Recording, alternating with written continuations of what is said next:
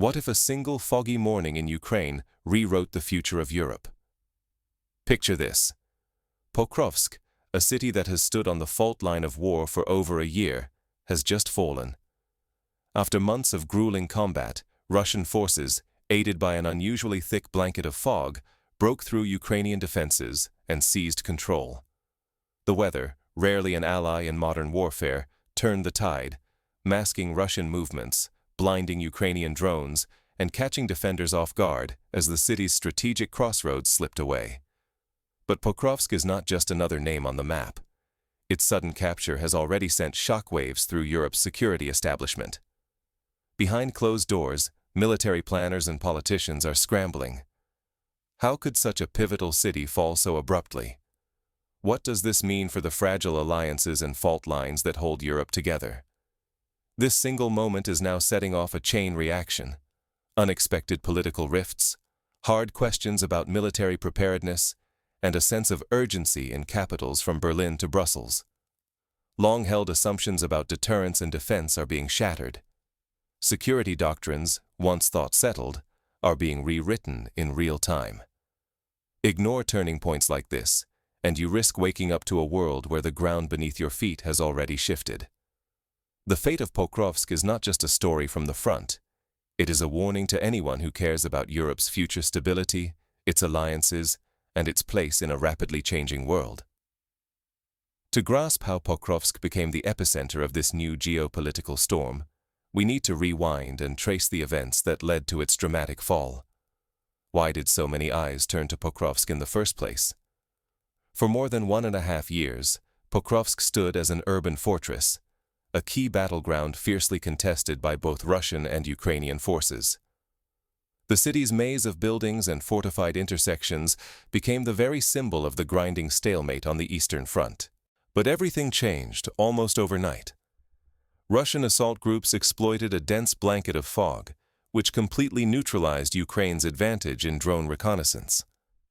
With Ukrainian eyes in the sky blinded, Russian troops made a rapid push, securing key intersections and administrative buildings that had been fiercely defended for months. This sudden breakthrough shattered the deadlock and caught Ukrainian defenders off guard. Yet, the Ukrainian command hesitated to order a timely withdrawal, clinging to the city for reasons both strategic and symbolic. As a result, their forces suffered heavy losses and precious reserves were depleted, resources that might have strengthened defenses elsewhere. The fall of Pokrovsk was more than just a tactical loss. For Ukraine, it struck a powerful psychological blow, raising doubts about resilience and exposing vulnerabilities. For Russia, seizing the city meant not only a military gain, but also the chance to claim a morale-boosting victory for its own domestic audience. Misjudging the true importance of Pokrovsk, as both a strategic hub and a symbol, proved costly. Urban battles often devour resources and shake morale, with consequences that reach far beyond the front line. But the consequences of Pokrovsk's fall were not limited to military maps.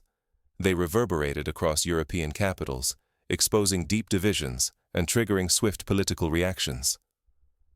Allies once spoke with one voice. Now, the chorus is cracking. The fall of Pokrovsk sent shockwaves through the halls of power across Europe. Almost overnight, the unity that once defined Ukraine's international supporters has begun to splinter.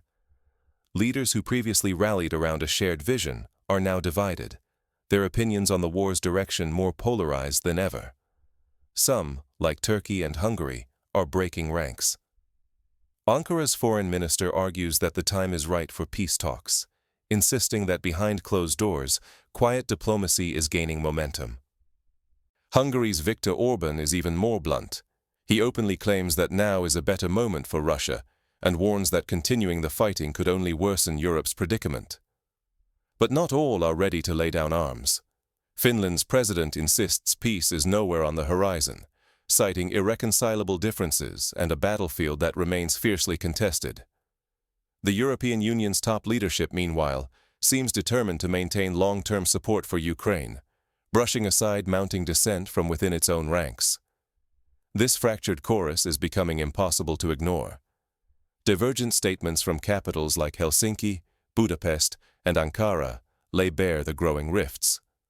While some leaders publicly call for negotiations, others dig in, betting on a costly endurance that may not be sustainable for much longer. Analysts warn that voices like Orban's may echo silent doubts held by other Western leaders, who fear the toll of a drawn-out conflict but hesitate to say so aloud.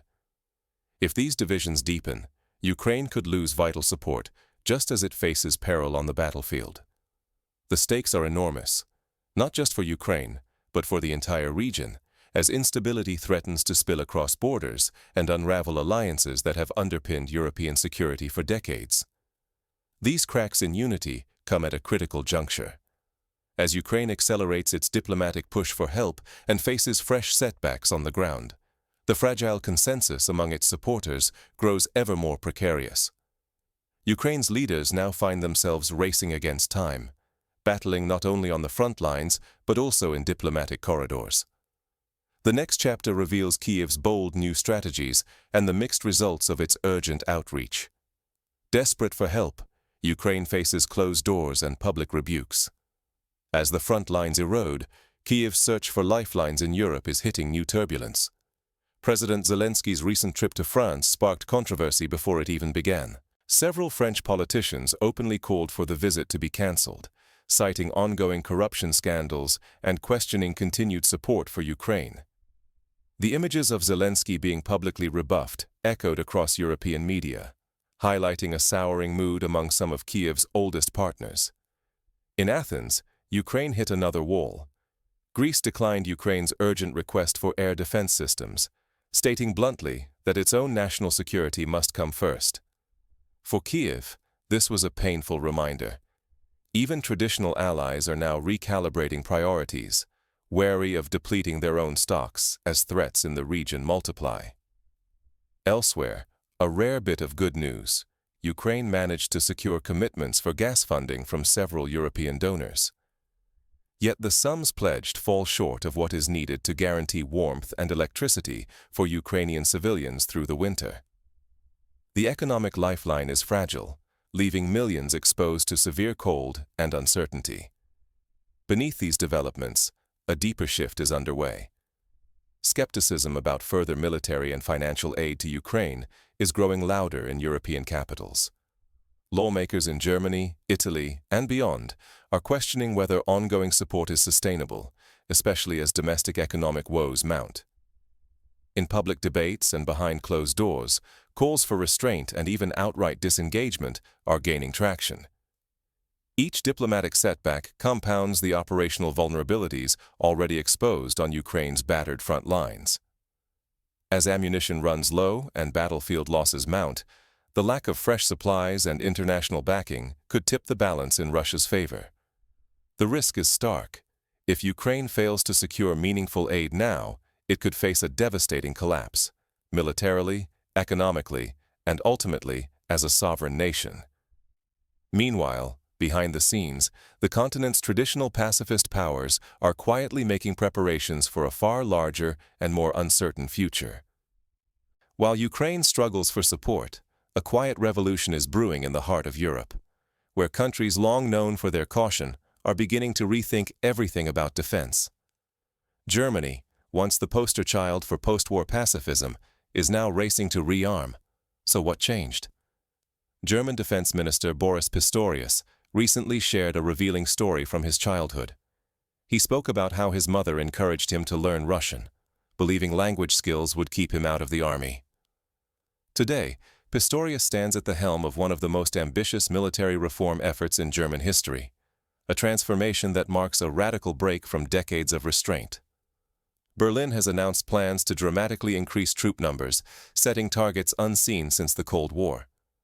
The Bundeswehr, long criticized for being under-equipped, will undergo a full overhaul, from hardware to training. This is not just about new tanks or fighter jets. It is about redefining Germany's entire approach to defense.